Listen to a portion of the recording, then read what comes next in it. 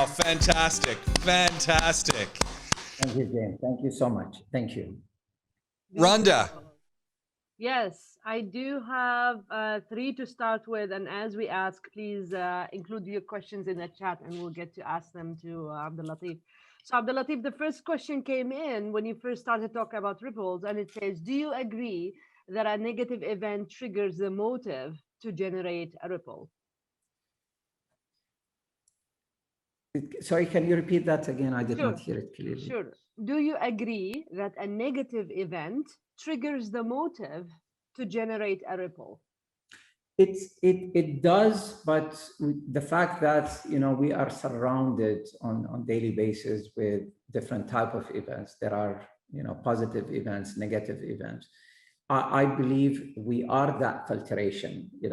Number one, we are the filtration, whether we want to engage with that negative events or not. The second thing is the power that we have, inside each one of us. We should be powerful enough, even if that ripple was negative, that, as I said, it should end there. We should end it. We have that power of ending it. A small example here, what happens with social media. If you see something harming, if you see something negative, if you see something, a ripple that, if you just click on that share button, you are helping that negativity to grow. So it's I would always say it is us, who can put a control on that. Yeah, absolutely right. So another question I have, how do you advise to start a business career? Okay. We love those random questions. Okay, no, sure. I believe any business that starts, there is one, and I would always say one reason for it to succeed or fail, and that is you. It is not the business plan. It is not the financials. It is not the creativity. It is not the ideas, because all this can be sourced. It is you. It is your will. You should see a lot of people, unfortunately, when they get into a business, they don't have the forecast of all the challenges that's going to come on their way. If you don't see them before even you step in, this is where you stop. This is where you quit. This is where there's no way you're going to continue that business. But if you have that in your imagination, and if you set yourself and you program your brain and your will and your motivation and the courage to wake up every day knowing that there are a set of challenges that you would need to overcome, then that's the only way I would advise anyone to get into business. Otherwise, it is not that paperwork and registration and space and an office and a decoration, etc. That does not take business anywhere. Oh, your words came straight into my heart, Abdullatif. I am in the middle of it, so I totally love this. Another question is, sometimes we swim with a wave, which is really wrong because we need to think before doing it. I think this is more of a comment that when you were talking about waves and riding the waves, and sometimes the wave is not the right thing. So yeah, can I comment very quickly on this? Please. In 2010, when I was about to start Alsayegh Media, the timing was completely wrong. The wave was against anyone who would start a business at that point in time. There was an economic crisis. The world was collapsing. No one was spending on advertising. That money was gone. So anyone would be crazy and insane. But then I saw that wave. I saw that ripple, that, what, when no one is doing anything, probably this is the right time. Why should I wait till everyone would ride on that wave again? And then I ride with everybody else. Then I'm going to be like anybody else. But this was a statement. This was a statement because that effort and going against the wave, as that comment said, it taught me a lot of lessons. It made me stronger. It made my team stands for, something that when the situation is better, we're going to just ride easily on that wave because we've seen the hard part of it. So again, my advice, there is nothing called the right time or the wrong time. It is your time. Your time, decide on the time. Lovely, beautiful. We have a number of questions. I'm happy we have the time to go through them. So I'm very interested in reading the case studies you've highlighted as examples of the ripple effect. Can you please share them? Yeah, let me, if you want, I can elaborate very quickly if you want, and people can probably Google and I can share as well. Please. But this was a funny case study as well, but very quickly to touch on that. This happened in Mexico, and it was mainly to fight obesity long time back. So obesity was a major problem in Mexico. One thing probably might surprise a lot of people who are not close to that culture. Mexican people, they do not eat greens. So anything salad, healthy, etc., they would only eat it when they are sick. This was, probably 20 years ago. So if you are sick, you'll eat that. If you are not sick, you should not. You just need to go to all the big fat, etc., Mexican food. As a result of that, they started realizing people became overweight. And I'm not talking here about people who are probably above 40 or 50 or etc. No, I'm talking about everyone. And suddenly they started realizing this is affecting children as well. One of the findings was children between the age of 6 months and 1 year, they were fed the same food that adults would eat. So it was like, wait a second, what's happening there? So then what happened, just to cut this short, I don't want to take you through the entire, but you can Google it. So Nestle came in and they wanted to have all the babies being healthy. But then how can we reach all these families? How can we talk to this mass population? So they went and they created a reality show where they brought a lot of influencers in, and they've decided to engage almost everyone. It was the most successful program. As a result of that, it impacted almost 30% of the society. And within a couple of years, believe it or not, the problem was almost vanishing. So there was a transformation that took place. But then again, just to show how that tripled, they brought 5 families. They said, okay, you are part of this reality show. We want people to see how you're going to tackle the issue, how you're going to tackle the challenge. And we want you to be the role model for everyone else. But again, it has a lot of other details as well. But for the sake of time, this is exactly what this campaign was about, or this, how they created that triples that went across Mexico. Wow, that's awesome. And imagine the time that you need to, like the courage you need to take at the beginning, not knowing if it's working or not. I think that's also part of taking this risk. So next question, what was the reason that you began your agency, Alsayegh Media? Did you ever think it would be a ripple?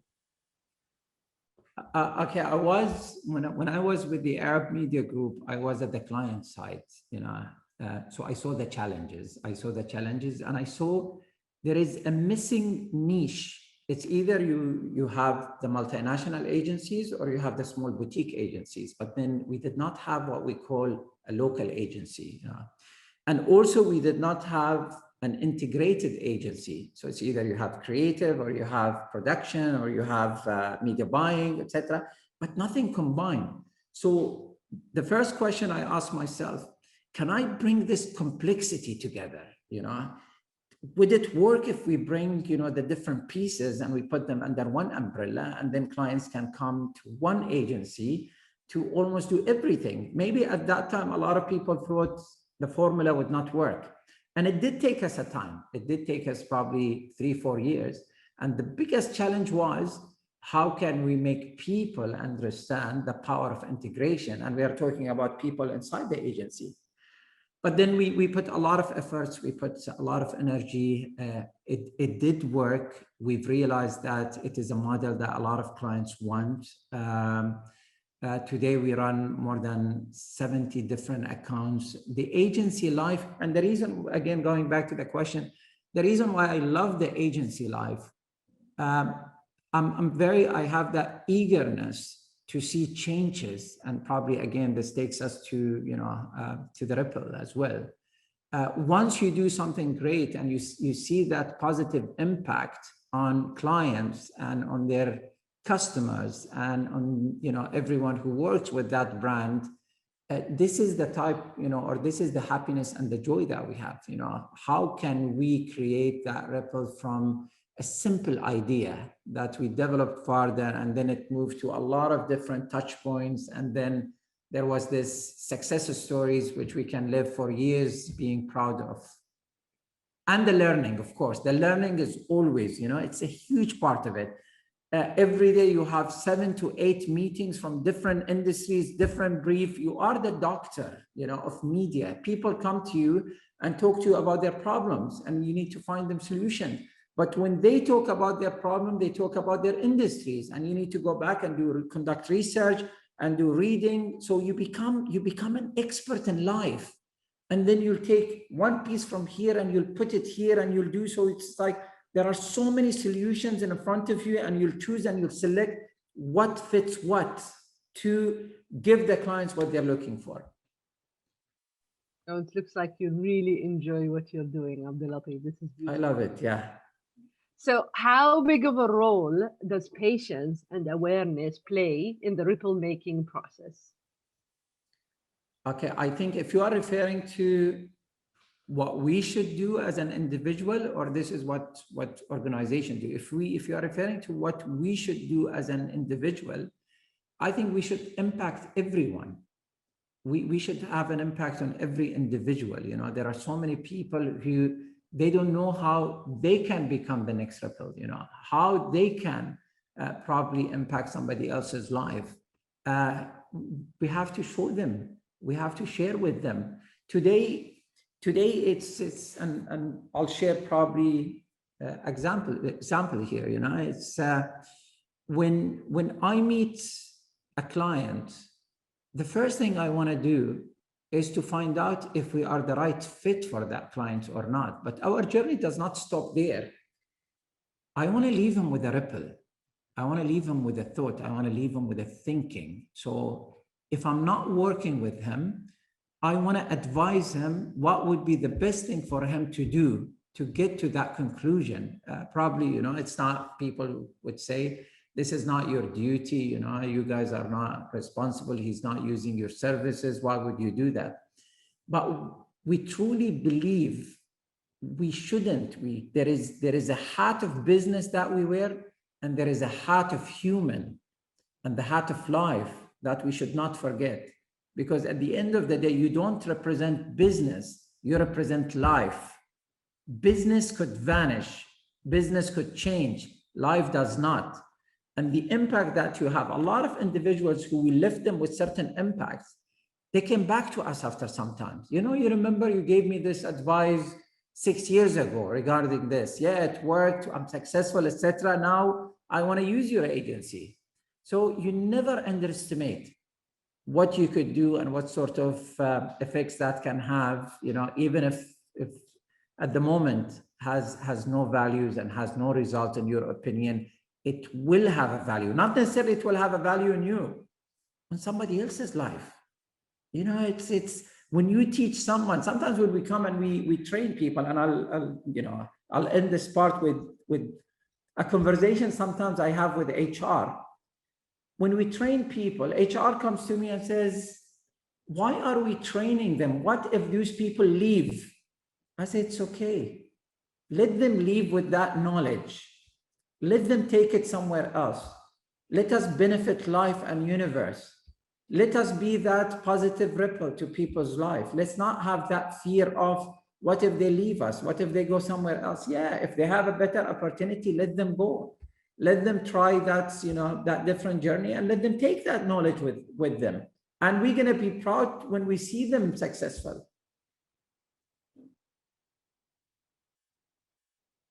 Beautiful.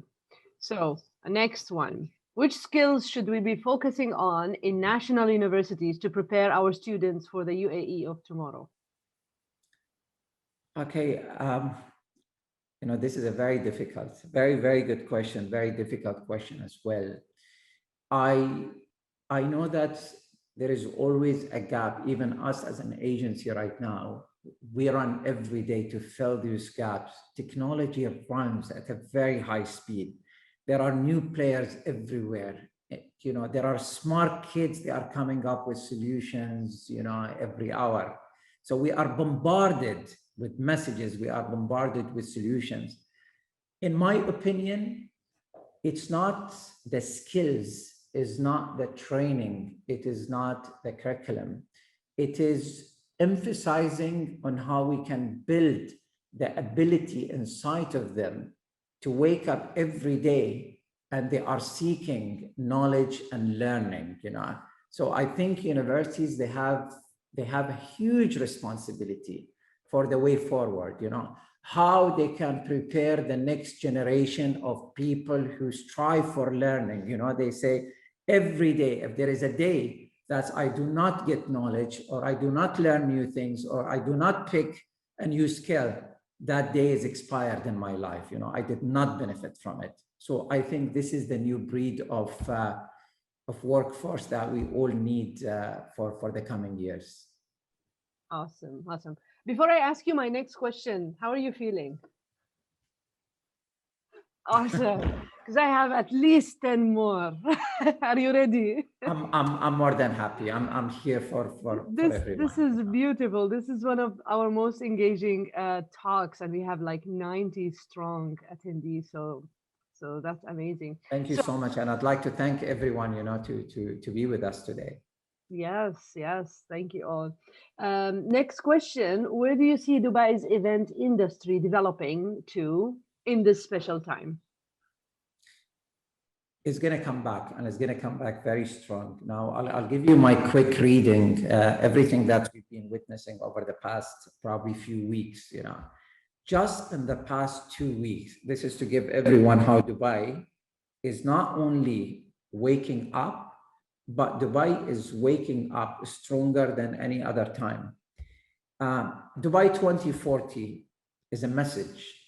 Is not just, what we're going to give the world a beautiful city. It is a message.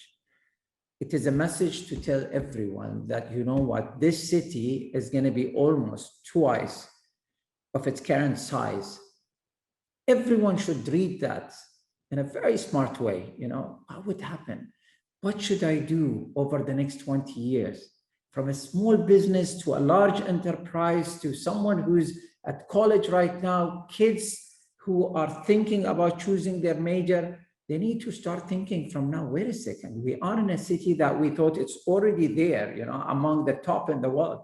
But now we're going to take this city to a complete new phase. That's message number one. Message number two, yesterday there was an announcement, multiple announcements by His Highness Sheikh Mohammed, the leader of the city. One of these announcements, he came and he mapped all the destinations where Dubai reaches right now, through the sea, airline, everything. And there is a new mandate. What? We want to add 200 new destinations. Wow, 200 new destinations. There are countries that probably they do not even have 50 so far, and now we are talking about adding 200 new destinations. Export import, he said 1.2 billion. I'm not happy about that figure. 1.2 trillion. I want now 2 trillions, Wow, 2 trillions. Again, there are statements, and we know, knowing Dubai and knowing what happened in the past, and we've seen this amazing journey, my advice to everyone who's into not only event industry, any industry, gear up. Gear up, because you're going to be extremely busy. I know the past probably 1 year, it was slow, not only here, but everywhere around the world. I know that the past 12 months, a lot of people, they lost jobs. There are companies that collapsed. People, they went through a tough time, but believe it, the reward is coming. This city is a city of action. And I'm not saying the city is going to have a beautiful journey. I'm saying the city is ready to overcome any obstacles because the will is there. The will is there. Maybe I am one of these people who had the opportunity to work closely with His Highness Sheikh Mohammed during my AMG time. As most of the project, and I'll give you a couple of them here, I received the go-ahead for the project, and some of them are important radio stations that we still have in the city. I received them through phone calls. I did not even present business plan, or I brought consultants in and I conducted an entire visibility study. No, it was, you know what? We need this in the city. 3 questions. How much investments do I need? When I'm returning that investment? When I'm launching that project? If I answer them right, move, make it happen.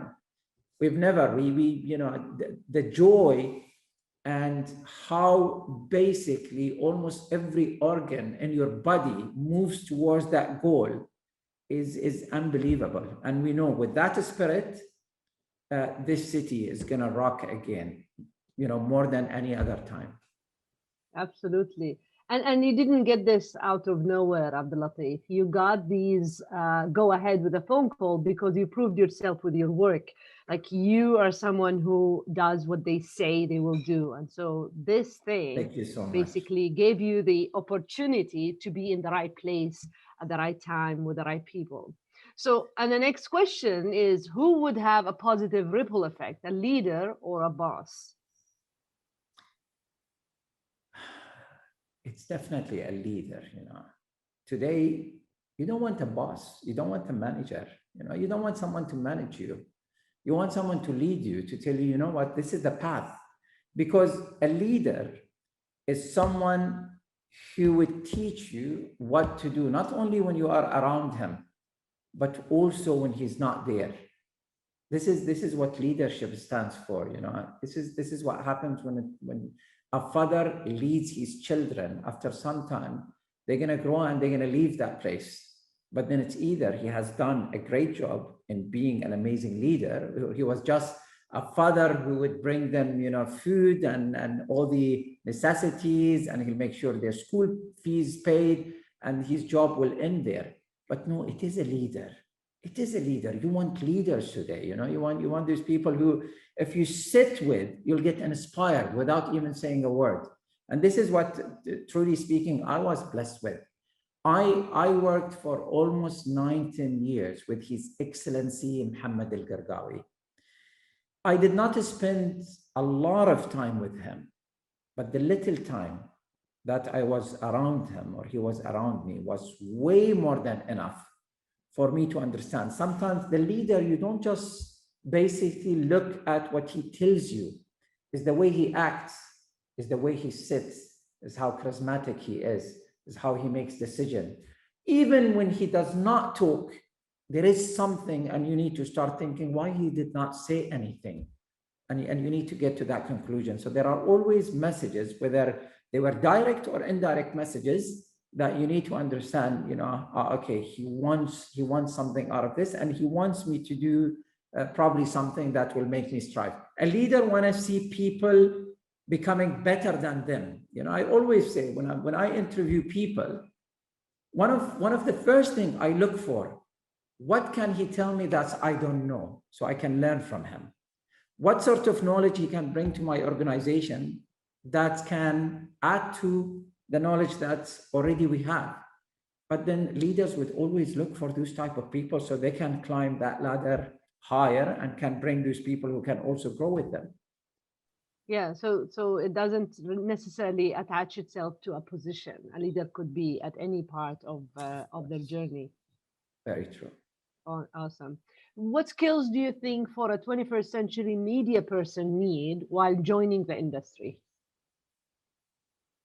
Okay, I'll give you my criteria. You know, what I look for if anyone I want them to join this industry. The first thing I would look immediately, you know, the fire inside of them. Do they have it? Is the passion there? Media is not a job. Media is a passion. We work sometimes around the clock. If we don't have it, and if we are just job seekers, that immediately would not work. The person will come to the end of his career very soon. It's either he's going to get frustrated or the organization will get frustrated. So this is one. The second thing is he should be a person who is, if he does not learn, every hour, probably, he's going to be in the worst, miserable mood. Media keeps changing, and media is not just the skills of media. It is combining information with wisdom, with the skills, with understanding the social aspect of things, politics, environment. You have to have so many different ingredients being combined to make you the person you are. So I always look at the eagerness. One of the questions I always ask people: what do you read? What sort of information do you try to dig? Do you conduct research? Are you that hungry person for knowledge? So it's number 3 is attitude. When you are in this business, your attitude should always be positive. You're going to go through angry people. You're going to go through people who are not patient. You're going to go through people who would not give you a good brief. You're going to go through people who hate you for who you are. But then you should always understand it is part of business, and you should keep that positivity and that smile on your face and never leave it. So if you cannot, and if that does not exist, it's not going to work. And probably the last thing I look for is someone who want to grow, someone who want to come and say, you know what, 1 year down the road, I want to take your position. I love it. Yeah, take my position if you can do it, because I'm going to go higher. But I want these people who fight. And one of the things I always admire, and we do have a lot of people in the organization, I don't want people who agree with me. I want people who would come and build a healthy argument. I don't know everything. I'm not the expert in everything. I'm not. Yes, I'll give my opinion. I'll tell people what I think based on my knowledge, based on what I know. But then I want them also to argue with me when they feel I'm wrong, because this is the only way that we can all, shine as a team and a family. Beautiful. And it's interesting, not one thing you mentioned about what did they study. So that is not really the case. It's really their attitude towards learning, regardless of what they choose to study. Very true. I do not look at whether they studied, the major or etc. Because today it's all about talents.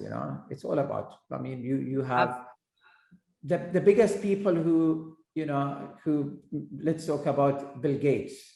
Let's talk about the founders of Google, the founders of Facebook, etc. A lot of these guys, they did not even continue their study, and that's not right now one of the criteria that we should look at, whether one, did he study or not? Number two, if that person studied the major, this is gone. Today, someone could sit for a week and have more knowledge than someone who went to university for 4 years, because knowledge is available. Training is available, picking up skills is available, all the tools now available there for us to basically. So again, it's the talent, it's the talents that we look at more than, people who just would bring a certificate, but then someone who's more talented can beat that certificate easily. Exactly. So James is sending me a note saying we need to wrap, but we have like 5 more questions. Okay, we can do them very fast if James allows us. Allow us, James. Let's do it. And then Nada's got a quick announcement for us about the newsletter, because you all want to get on this newsletter, by the way. Yes. I'll be very quick. I'll provide very short answers here. Let's do it. So how do we get people to realize their own ripple effect on others? Okay, it's basically number one, you should know what sort of impact. Again, you have to measure what it is. And again, don't think, if we might go wrong if we think that ripple effect should be something big. Today it could be a simple phone call, to someone who I did not say hello to for the past 2 months, hey, how you doing? That by itself made his day, so not necessarily we might think that ripple effect, it could be something major, it could be something huge, I need to put a lot of effort to make it happen. No, think of that situation, of that person, and what sort of impact, it will leave. It's always, and you want something to last longer, you want something that, and do it in a way that it does not only impact that person, but it will impact other people within his circle as well.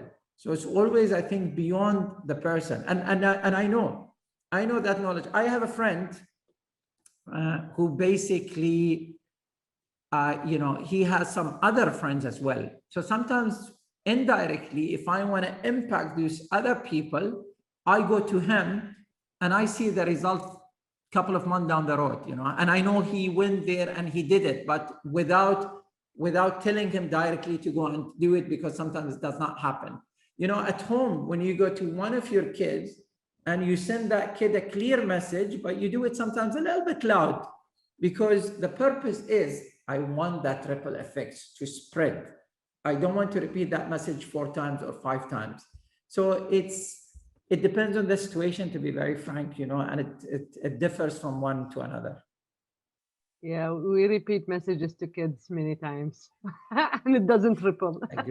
So next question, how do you believe journalists can create positive ripples for the society? Okay, we have to, I think, one, we have to redefine journalism. Journalism is changing right now, So once we redefine it, then we need to start seeing what we can. Journalism is no longer about news, I'm gonna share news, or I'm gonna spread news, because right now news is owned by probably the individuals, if I can put it this way. By the time that a journalist will spread that same piece of news, it's gone, it became viral, people know about it. The journalists right now should use that opinion piece, to have an impact on that piece of news. So the news is it does not have, I would say, a custodian right now. No, but what can I say about that piece of news? What sort of opinion, how can I write a column? How can I write a blog? How can I have a video and I can share it among certain groups? Because that opinion matter, and it will have some sort of effect to anyone who's consuming it. I totally agree. When you are questioned about ending a negative ripple, how do you explain to others why you have taken a stance of ending this ripple? Okay, one is definitely we all as human beings, we have a set of values and principles that we live with. We have grown with these values. Some of them we were taught in schools, some of them at work, some of them they came as part of the country where we live in. So if any of these probably negative ripples, they go against these values, then I have my justifications, why I'm ending it.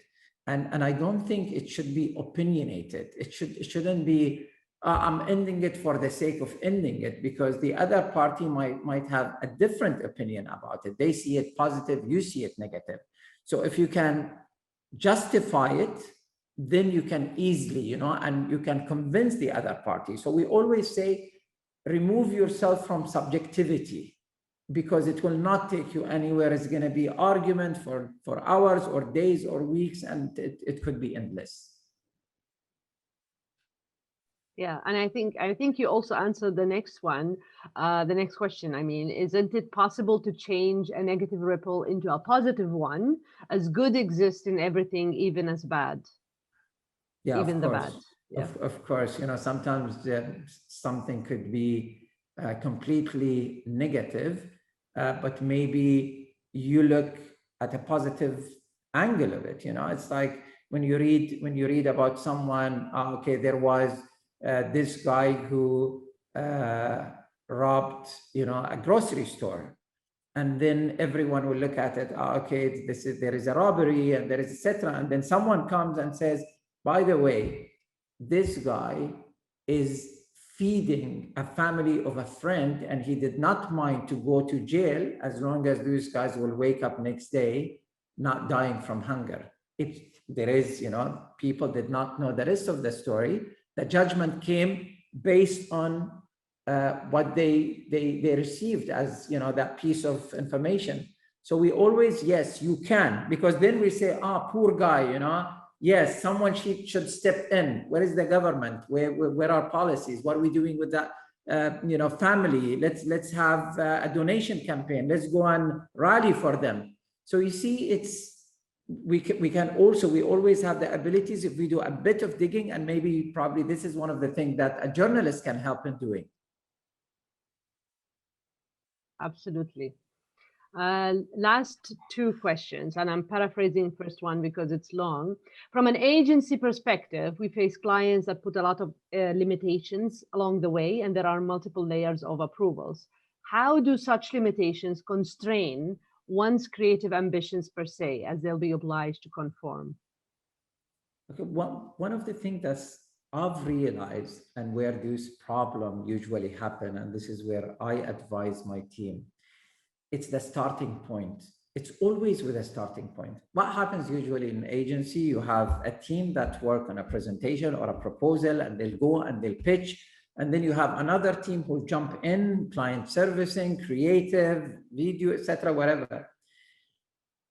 Our biggest problem in this industry is that connection. Whomever we are dealing with, there are people. A lot of time, and we do have it here in our agency, and I've seen it in a lot of agencies across the industry. You are left with two options when you meet any clients, and this is determined day one. It's either you lead or you are led.